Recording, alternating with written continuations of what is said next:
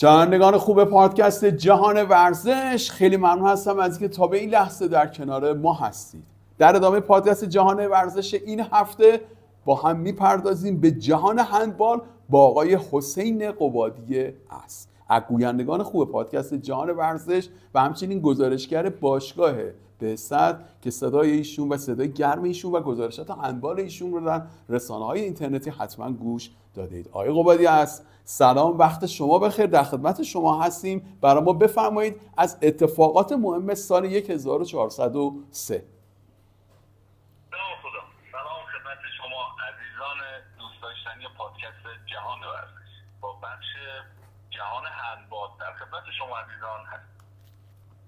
در سالی که گذشت ما در هندبال و در کشور ایران لیگ برتر هندبال در بخش مردان و بانوان رو داشتیم، جایی که در بخش هندبال مردان امسال دچار افول تیم ها بودیم و حضور 10 تیم در لیگ برتر در همان روزهای اول انتقادات رو نسبت به این رشته و لیگ برتر مردان داشت، جایی که فصل گذشته لیگ برتر مردان با حضور 12 تیم برگزار شده بود و انتظار می‌رفت و طبق وعده‌هایی که داده شده بود قرار بود امسال لیگ برتر با حضور 14 تیم برگزار بشه. متاسفانه لیگ برتر با حضور 10 تیم و لیگ برتری که خیلی فشرده و خیلی با مدت زمان کوتاه، جایی که در نیم فصل دومش فقط در طول 41 روز برگزار شد، این سپاهان اصفهان بود که برای 17مین بار قهرمان لیگ برتر ایران شد. اما در بخش لیگ برتر بانوان دوباره ما دچار افول بودیم، جایی که حضور 8 تیم فقط در لیگ برتر حرفه‌ای هندبال شاید نتونه انتظارات هواداران این رشته رو برآورد کنه، اما به هر حال لیگ برتر هندبال بانوان هم با حضور 8 تیم برگزار شد.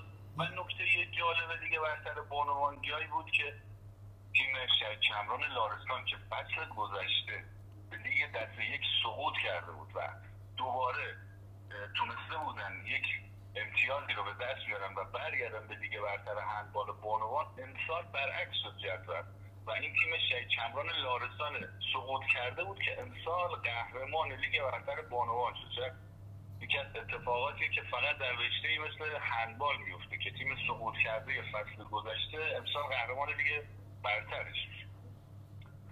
اما از نکات مثبت هندبال ایران امسال میتونیم به برگزاری لیگ هندبال ساحلی بپردازیم، که برای اولین بار بود که به صورت لیگ برگزار شد. یکی از نکات مهم هندبال ایران بود که واقعا نکات مثبتی که باید بهش پرداخت که تیم مازندران هم قهرمان شد.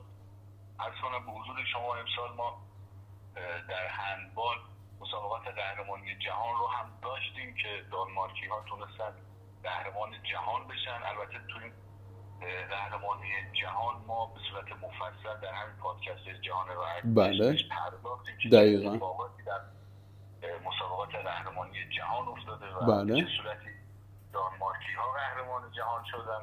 عرض کنم به حضور شما از نکات قابل توجه دیگه که میشه بهش پرداخت برگزاری مسابقات لیگ آیندگان بود که 28 تا تیم در بخش مردان و 21 تیم در بخش بانوان در این مسابقات حضور داشتن. مسابقاتی که در رده سنی نوجوانان در سطح کشور برگزار شد که واقعا قطعاً فدراسیون هندبال و جامعه هندبال به این مسابقات و به این تعداد تیم‌های خودش قطعاً میواله و افتخار میکنه که 28 تیم در آقایان و 21 تیم در بانوان در مسابقات پایه‌اش حضور داشتن و مسابقات هم به صورت لیگ برگزار شد.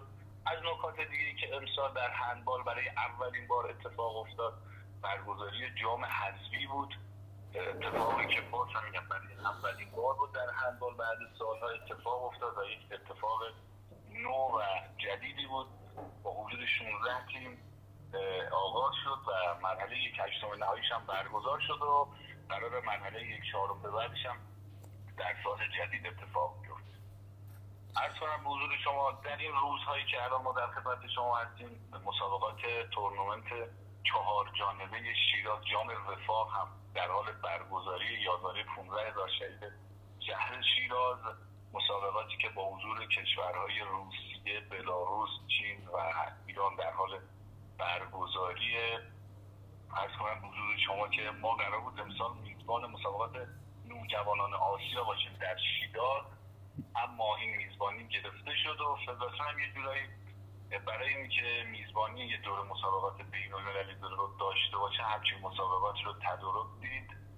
عرض کنم حضور شما حضور روسیه در این مسابقات از نکات خوب و مثبت این رقابت هاست، چرا که روسیه بالاخره قبول بکنیم کشور اروپایی، بلاروس هم همینطور یه کشور اروپایی، حالا چین رو نمیتونیم خیلی روش تاکید بکنیم و مانور مثبتی روش بدیم، اما به هر حال دیدارهای تدارکاتی و نیاز تیم ملی ما، تیم ملی که این روزها آقای رافائل کاستیلو اسپانیایی رو به عنوان سرمربی کنار خودش میبینه، رافائلی که خاطرات شیرینی با ایرانی‌ها حداقل باهاشون دارن، رافائلی که سال 2015 تونست جواز حضور تیم ملی رو در مسابقات جهانی قطر به دست بیاره، هرچند با تیم ملی به مسابقات جهانی نرفت اما جواز حضور رو رافائل تونست برای ایران به دست بیاره، جایی که تونستن سوم آسیا بشن اون سال.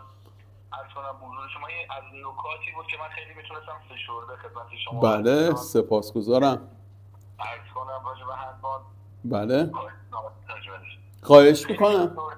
بله هندبال دنیای بسیار وسیعی داره، دست شما درد نکنه. مرسی از اطلاعات خیلی خوبی که در اختیار ما قرار دادی. انشالله از صدای گرم و همچنین اطلاعات خیلی خوب شما هم در سال جدید استفاده خواهیم کرد. پیشاپیش سال نو هم بر شما مبارک باد، طاعاتت هم قبول باشه. صحبت‌های پایانی شما رو میشنویم.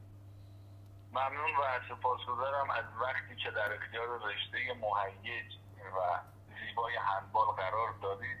امیدوارم تونسته باشیم هر مطلب رو راجع به این رشته مهیج ادا کرده باشیم. 100%. ممنون به خودم و از طرف جامعه هندبال ایام رمضان رو خدمت عزیزان تبریک میگم و التماس دعا دارم و همچنین پیش سال نو رو خدمت شما عزیزان تبریک هستم. ممنونم از شما و خدا نگهدار.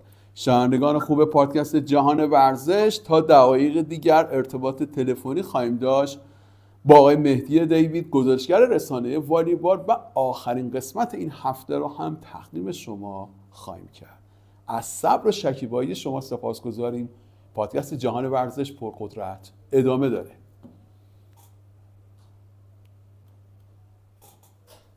خب این یه ذره تلفنی بخوای بگی ببر بالا صدا رو بیار پایین، نه طرف گوشش درد میگیره. وقتی وایس بخوای چیز کنی دیگه نمیشه.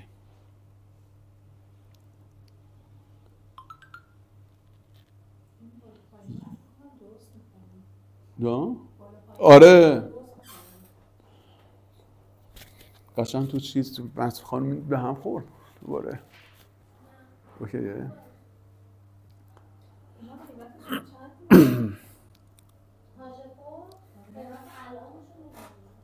الو مهدی جان سلام، مخلصم.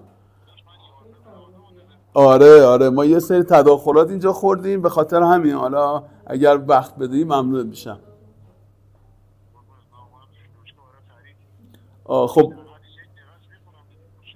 بسیار عالی، دست در نکنه، ممنونم.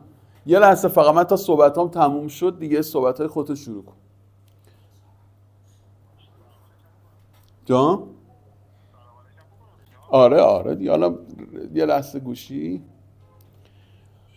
شنوندگان خوب پادکست جهان ورزش، در ادامه بخش این قسمت در خدمت آقای مهدی دیوید از گزارشگر رسانه رشته والیبال خواهیم بود. آقای دیوید سلام، وقت شما بخیر. لطفاً از اتفاقات مهم ورزشی سال 1403 در رشته والیبال بفرمایید. سلام علیکم خدمت شما شنوندگان عزیزتون.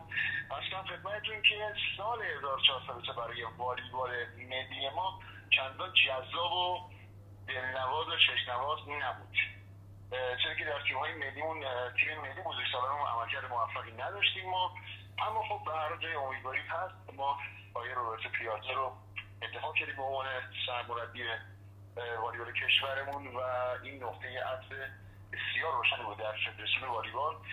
آقای روبرتو پیازه ایتالیایی از مربیان صاحب نام و صاحب سبک والیبال دنیا هستن.